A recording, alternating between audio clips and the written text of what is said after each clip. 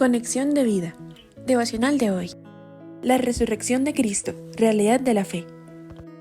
Dispongamos nuestro corazón para la oración inicial. Señor Jesús, gracias por permitirme abrazar la verdad del Evangelio, por tener ese encuentro personal contigo, mi Dios vivo. Gracias por transformar mi vida con esta verdad y entender que ya no vivo yo, sino que tú vives en mí. Quiero que te manifiestes a través de mi vida, hacer visible tu amor en la manera como amo a otros. Quiero que cuando la gente vea mi vida, te vean a ti en el centro. Reenfoca mi corazón y mi mente en ti, mi tesoro eterno. Amén. Ahora, leamos la palabra de Dios. Porque primeramente os he enseñado lo que asimismo recibí, que Cristo murió por nuestros pecados conforme a las Escrituras, y que fue sepultado, y que resucitó al tercer día conforme a las Escrituras, y que apareció a Cefas y después a los 12.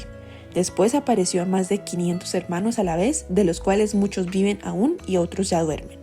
Después apareció a Jacobo, después a todos los apóstoles, y al último de todos, como a un abortivo, me apareció a mí. Primera de Corintios, capítulo 15, versículos 3 al 8. La reflexión de hoy nos dice: en este pasaje, el apóstol Pablo hace una recapitulación sobre el evangelio que él le llevó a los corintios y enfatiza que es algo que él no se ha inventado, sino que había recibido del Señor y luego les transmitió a ellos, la noticia del Señor resucitado. El evangelio es revelado a nuestros corazones por medio de su Santo Espíritu a través de la Iglesia, como cuerpo de Cristo, manifestando los dones repartidos según su voluntad a cada miembro, y en el cual debemos permanecer firmes reteniendo la palabra que se nos ha predicado y enseñado. La primera función de la buena noticia es dar estabilidad a los creyentes y afirmarlos en la fe, para que aprendan a vivir como hijos de Dios en medio de este mundo caído que constantemente quiere que resbalemos y nos dejemos tentar por sus deseos. Por eso, el Evangelio de Jesús nos da el poder para resistir, porque hemos creído en un Dios vivo que se manifiesta en nuestra vida. Como en Job capítulo 4, versículos 3 al 4, dice la Escritura: He aquí tú enseñabas a muchos y fortalecías las manos débiles. Al que tropezaba enderezaban tus palabras y esforzabas las rodillas que decaían. En el contexto del Nuevo Testamento, el escritor de Hebreos también afirma esto en el verso capítulo 12, versículos 12 al 13. Por lo cual, levantad las manos caídas y las rodillas paralizadas, y haced sendas derechas para vuestros pies, para que lo cojo no se salga del camino, sino que sea sanado. Hay muchas cosas en la vida que intentan quitarnos la fe. Lo que nos sucede, los problemas que enfrentamos que parecen insolubles, situaciones que necesitamos resistir con el poder del Evangelio. Pablo nos exhorta a afianzar la fe, por eso habla de la resurrección y hace una lista de las apariciones del Señor resucitado a varias personas, para que tengamos confianza en que su palabra es verdad y que Él está con nosotros hasta el fin del mundo. Si el Señor no hubiera resucitado, nuestra fe sería vana. El relato más antiguo de la resurrección está en la aparición a Pedro, el discípulo que lo había negado, quien había ido al sepulcro a corroborar lo que las mujeres habían visto y que el mensajero de Dios les había comunicado. Pero id, decid a sus discípulos y a Pedro que él va delante de vosotros a Galilea, allí le veréis como os dijo. Marcos capítulo 16, versículo 7.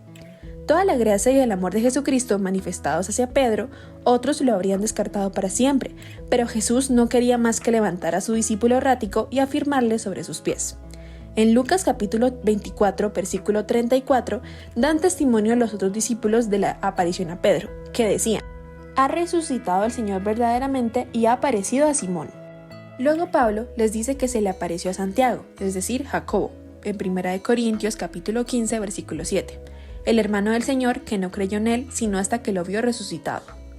Una de las cosas más conmovedoras de toda la historia de Jesús es que sus apariciones después de resucitar fueron primero para hombres que le habían fallado y que lo sentían. Por último, para Pablo, la aparición de Jesús camino de Damasco fue lo más precioso que le pudo haber pasado, porque lo llevó a un cambio radical y a experimentar el momento más dinámico de su vida. 1 Corintios capítulo 15, versículos 9 al 10 nos dice mucho acerca de eso.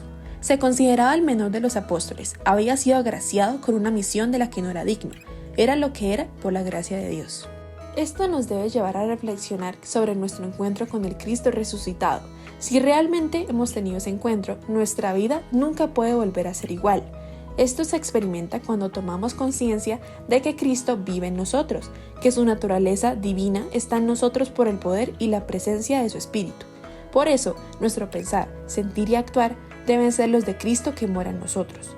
El Evangelio es más que el perdón de los pecados, incluye la resurrección de Cristo y la subsecuente renovación de todo lo creado.